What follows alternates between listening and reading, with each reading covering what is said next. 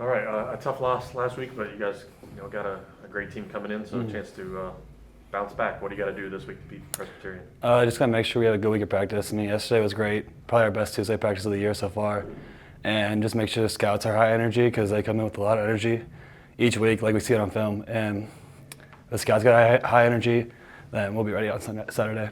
What was kind of the theme after that game Saturday? I mean, obviously everyone was pretty upset, but the season's not over at all. We know that if we beat Presby this week, then we'll be back at the number 1 spot. So people were upset, but not too worried about it.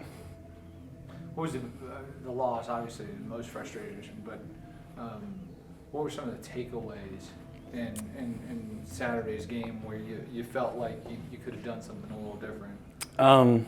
I feel like because we were pretty hot. We were like a 5-game win streak, so it's kind of like a wake-up call that we needed a little bit. People were kind of getting complacent, and obviously we struggled a little bit in the secondary, so it's a wake-up call for us too that we need to be better, and we're ready for this week. What do you think the mindset is of the team going into this game? I mean, we've talked about this team or the defense being labeled relentless and stuff like that. I mean, do you guys kind of have some edge to you this week at practice? Yeah, for sure. Coming off that tough loss? Yeah, the defense already was edgy enough, but we just got edgier and go hard every day. And yeah, I mean, physical defense and yeah. What changes in sort of the preparation of getting ready for Presbyterian and what you've seen from them here in the game? Yeah, their offense, they do a lot of like trickery and trick plays and a lot of stuff. So we saw that last week, but it's a little different this week. But we just have to look at them like a normal opponent and just prepare like we do every other week. Does it feel good that you're going to be back at home? Yeah, because we've had a lot of away games at the start of the year too, and playing this opponent at home, it should be fun. Mentioned the trick plays, but what's going to be sort of the key for you guys in trying to get a W on Saturday? Yeah, the secondary just has to have good eyes. If we're a man, make sure we're on our man, and if we're running other stuff, just reading our keys and doing our assignment. Well, you lost your quarterback Saturday. I know that can be hard for any team, and I don't know his availability this year, but how do you guys bounce back after that? Yeah, no, I was talking to him. He's in better spirits. Hopefully get some good news soon. Obviously, we still got guys behind him that can play, but yeah, hopefully get some good news soon. Do you like the fact that you get the first place team right away after a loss? I mean, a chance to really, put yourselves back on track. Yeah, it really gives us a chance to prove something. Gives a chance to prove that we're a team that you should be scared of, a team that is good. So yeah. With Drew, there's got to be some comfort in sort of what he's been able to do in the past of his experience. Mm-hmm. It's difficult what happened with halftime and coming out in the second half, but was there ever sort of a thought or waver, or is it just kind of like next play mentality of him stepping in and I guess having some experience in that role? Yeah, no, Drew started a lot of games for us. It wasn't really too much of a difference for us. Obviously, we practice with him a lot, so he has the confidence to play, and we believe in him. So it's just like next play mentality, and not really a hiccup there. What's Presbyterian's defense look like? What kind of challenges do they present? They're very good up front. They have a good D-line and good linebackers. Obviously, we're preparing for that. We need the scouts to bring high energy this week. I don't think the O-line is nervous at all. It's the next game, so it's the biggest game for us. So we treat every game like that. So, yeah. Was there a point of emphasis of something that you guys want to change or feel like you could do better from last week? Yeah, we can definitely run the ball better. We were getting stuffed a little bit, but if we can move the line up front, keep the ball in the running back's hands, have good PBS, we'll be all right. And then this offensive line is one of the veteran kind of strengths of the team. Mm-hmm. How do you take that responsibility of coming out and setting the tone, both in the running game and protecting your quarterback? How do you kind of approach being that front line? Yeah, the team kind of rides behind us. Like Coach says at practice, if we have low energy, the team has low energy. So every day we try to bring high energy and try and bring the team a win. And through that winning streak, before last week, what was really working for you guys? Just treating every game like the biggest game. The next game is the biggest game. Treat every game like a rivalry game, So you'll play your best if you play like that. And then what's the message to maybe some of the younger guys that, we went through the wins, we saw that, we got some adversity, but okay, now this week it's a new game. Yeah, it's time to show what you're made of. Got to keep putting the work in, got to keep playing hard, and if you keep doing that, we'll have a good season. Coach, how big is it coming off a loss to where you're playing a team that's top of the league and then you can get right back into this? Yeah, no, it kind of works out like that. But that seems to be the MO in this league. The parity is tight, and it's you always got a chance, and you just got to win the tough games. Especially you get the meaningful games at the end of October and in November. You play the first half of the season to give yourself an opportunity to play in big games down the stretch, and we've done that, and now we've got to take advantage of this opportunity, and that's kind of the way I've approached it with the squad. That's what it is. It's an opportunity to get excited about and go play a meaningful game in front of your home crowd. Is there some importance, too, of being able to play them coming off Butler, of what you saw on tape between Butler playing against Presbyterian? Yeah, no, I definitely do. You get common opponents, and you get a chance to do that. This is only the second game of the season that we've actually played a team that had the same coaching staff or wasn't a new team as last year. So there's been a lot of unfamiliarity, especially scheme-wise. We've had some personnel familiarity, but they're in a different scheme, and guys have moved around. So this is really the only second game this year where we've had that opportunity. So as they come in here, they got a great team. They've won some big games, doing a great job. It should be, like I said, an excellent opportunity. It should be a great football game, and I'm sure we'll get their best, and they'll get ours. How was Bryce?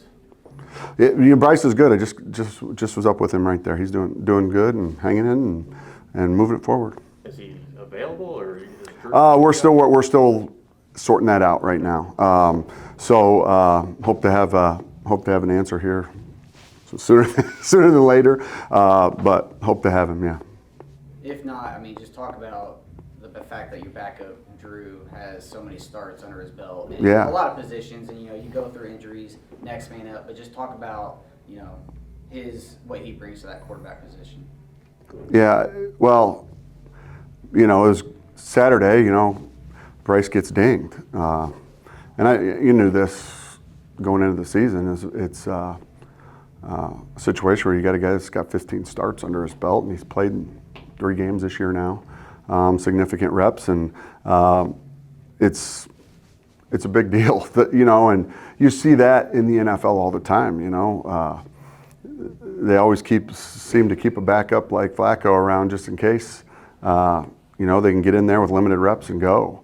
And it was nice to see him.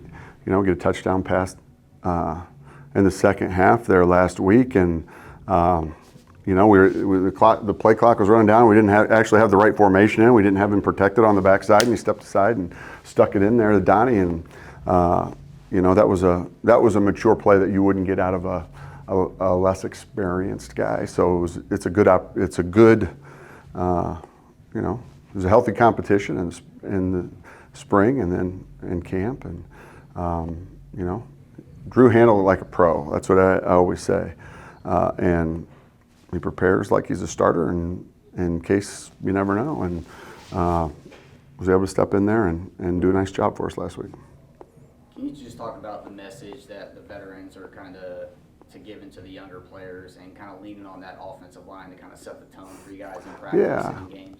No, we had a good group of leaders this year. There's no doubt about it. Sometimes they put a lot of pressure on themselves. They don't need to. Just lead the team and go play football and play their best. But the biggest thing, I think, when you get into the stretch run of the season is listen, you can't dwell on things. You can't get too high after a win, and you can't get too low after a loss. And so we treat every week the same, and we'll go in and we'll watch a film on Sunday. The challenge is when you're winning, right? everybody glosses over stuff, and everybody's feeling good about themselves, and human nature, lets you back up, maybe take your foot off the gas a little bit. And, it's my job to make sure we don't do that and make sure everybody's staying in the same rhythm every week. You might motivate yourself a little differently depending on the situation or depending on your personnel. But listen, we're going to watch the film on Sunday. We're going to learn from it. The trick is when you're winning, you still got to evaluate it and critique yourself just as hard as you would after a loss, because losing, everything's glaring, right? We did this wrong, we did that wrong. What's going on there? When you win, it's easy to look over it. So we try to be hard on ourselves, win, lose, or draw, and that way, you get the same routine. You take everybody the same. You don't look past anybody. You just worry about the opponent this week. And so right now it's Presbyterian. Talking about your opponent, what's the biggest challenge in sort of preparing for this group that has had a terrific start to the season? Yeah, they really have. I'm on the one of the coaches that gets the vote this year, so I've followed nationwide a little more closely. But they've obviously they started the year off with 2 big wins, and they've won different ways, low scoring games. They've had a huge comeback. And then they've blown people out, and they've won close games. So, that's what stands out to me. It hasn't been the same kind of win, but they've also got offensively, I think they've got weapons all over the place. I like both the running backs, the quarterback's experience. And they've got 3 playmakers in the passing game and tight end, and they can distribute it, and they've won games by running the football, and they've won games by throwing the football. And then defensively, they're just so disruptive. They're going to bring some pressure, but they can also be disruptive without bringing pressure. They got a good defensive line, veteran group back, and so you've got to be stout up front, and on both sides. So it's a great challenge, great opportunity. Looking forward to it. But they've done a nice job. Coach Englehart's done an outstanding job compared to where they were a few years ago. So always look forward to this challenge. I think, Coach, lastly, it's Military Appreciation Game. Yeah. You have a military armed forces veteran in Levi Mail. Talk Mm-hmm. about his contributions to the program and just that perspective that he can give Yeah. to other student athletes. Yeah. No, Levi Mail. He's our veteran, and it's I like having Levi on the team because he's got a different perspective and outlook on things, because he's a little bit older and he's lived real life. He's married, but it's neat because he's still one of the guys. He still jokes around with the guys. He's not like 20 years older than him. I guess there's one guy somewhere I saw playing this year that's got a gray beard on and suiting up, but. No, he's humble, down to earth, hardworking guy. He's a lead by example guy. He'll do anything you ask him to do. He 2 years ago, he's got an interest in getting into the strength and conditioning field. So to get him some experience, I asked him if he'd want to be our red leader. Our lifting groups are colored red, blue, and gray, and red's the freshman. And asking, red leader, I was thinking more like Star Wars, like red leader, they're flying in that blow up the Death Star. And I was like, Levi would be good for that. So he lifted with his group, and then he stayed after and worked with the freshmen on their development and setting an example for them. I think that was a good start for him. And he's done internships here and there in that field.